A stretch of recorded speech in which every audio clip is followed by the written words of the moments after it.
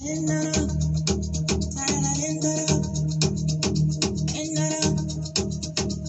Moonchild, I've interviewed her. What a wild lady. Right?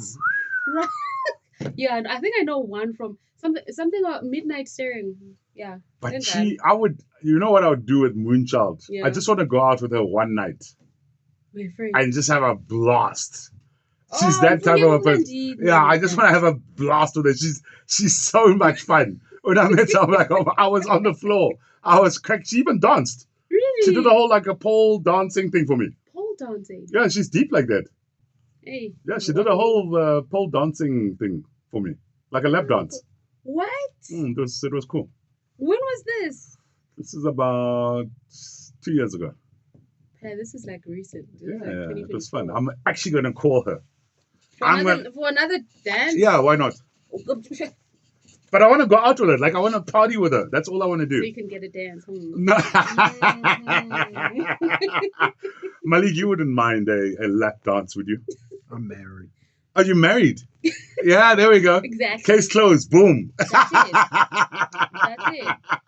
I like that. How are you, Malik?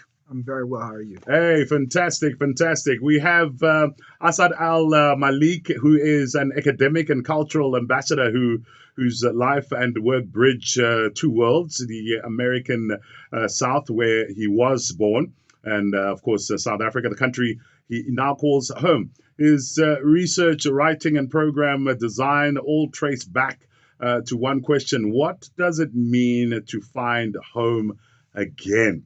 Interesting. Where did the relationship between African Americans and South Africans start looking at Americans' populations living in South Africa? It just keeps growing. Oh, absolutely grows every day. First of all, Sawa Banani. Yeah, bo. Unjani. Yeah, there you go. Yeah. There you go. I'm trying to learn something here. But Yeah. no, the relationship between African Americans and South Africa dates back at least to the 1800s Mhm. with the Fisk Jubilee singers who toured South Africa. And we're talking 1890s, just 30 years after the end of slavery, African Americans have made their way to South Africa and started to kind of create relationships.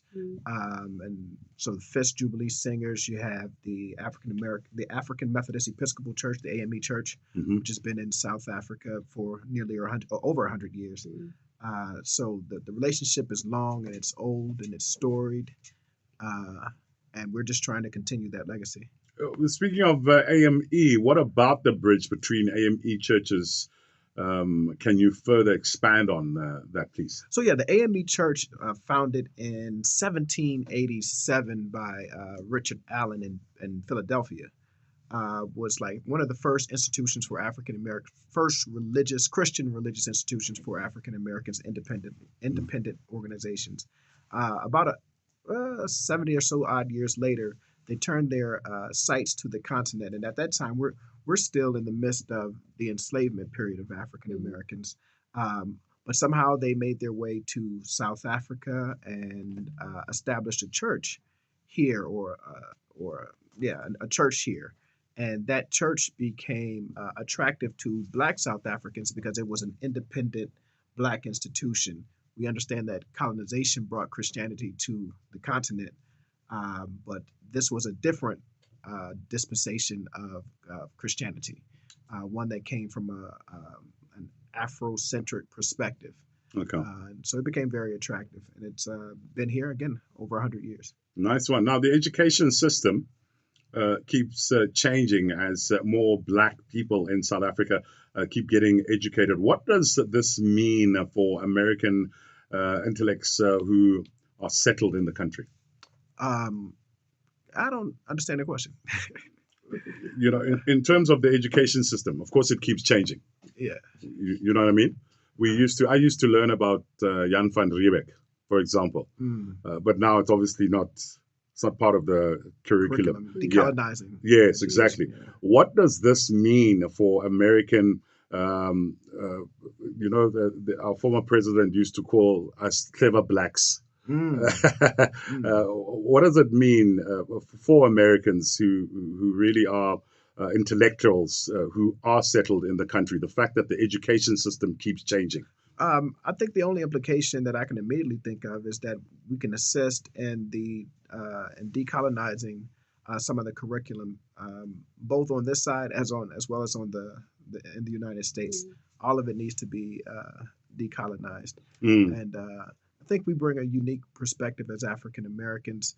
Um, because we were some of the first people who were trying to write ourselves back into history, Yeah. right? So we did a lot of your early Pan African, Afrocentric scholars, Chancellor Williams, John Henrik Clark, all of these people, um, Carter G. Woodson, all of these individuals were African Americans who were trying to look towards the continent to try to find a connection. Yeah. Right? We Yeah. know we're descendants of the continent, but how do we connect? And more importantly, what is this history? Because we were told, oh, you were just in the jungles in Africa, Yeah. Yeah. right? So we are some of the early scholars and academicians who were looking towards the continent to, again, write ourselves back into history, to actually document and correct some of the misinformation that was put out by Eurocentric scholars. And I think that we can play an important role in helping to decolonize um, uh, The the education educational system. here Yeah, in definitely. USA. What similarities does Jim Crow and the apartheid system have in common without, making it equal? Yeah, they're not equal. It's still the at the root of it is white supremacy, colonization, racism, and these class structures and social structures that seek to keep African people or an African descended people at the bottom of the totem pole. So I think uh, my colleague at WITS and Pufu Walsh Yeah. wrote a great book, The New Apartheid. And one of the things that he pointed out was that apartheid was a minority controlling the majority. Mm. And in the United States, it was the majority controlling the minority. So I call apartheid and Jim Crow uh, um, like siblings. And the Black South Africans and African Americans are distant cousins Mm. because we are impacted by these systems in similar ways, but then in ways that are very different. Definitely. All right. Speaking to Malik, who is again an academic and cultural ambassador whose life and work bridge two worlds. Top of the world. Oh, man. How long, Malik, have you been staying in SA, by the way? 4 years, going on 5 actually. Wow. Yeah, I know you're part of us now. yeah. And you guys are part of me. I love it. I love it. What do you love about South Africa? Um, you want the honest truth, or you want me to tell you a good? No, the truth, the real truth. Oh no, I like living in a majority black society. Yeah. I come from a majority black city, Yeah. but it's it's a little different. Mm. Okay. So that was one of the most beautiful things about it. I was sitting in Rosebank in 2009 when I first visited. 2019. Yeah. When I first visited, and I just saw all these black people, and I was like, wow, this is what it's like to be white in America. Ah. Wow. But you know the economy and the country is run by whites in South Africa. I hear. Yeah. That's the sad part. Yeah, I mean, I think 30 years post-democracy, you just got to give yourself some time. Mm. All right. African Americans, of course, play a role in apartheid system, which was a major political issue in the United States. What are they, to name a few? Oh man, there's so many. For instance, Caroline Hunter, who worked for Polaroid, and her husband Ken Williams, actually discovered that Polaroid was producing the passbooks that were used during apartheid, and she became a whistleblower and pushed for Polaroid to pull out of South Africa. Leon Sullivan, who was one of the first blacks or the first black on the board of General Motors, created the Leon Sullivan's principles, essentially calling for divestment in South Africa. Mm. But one of the most interesting things is post-apartheid, Mandela's release from prison, and the ANC is not necessarily in the best financial position.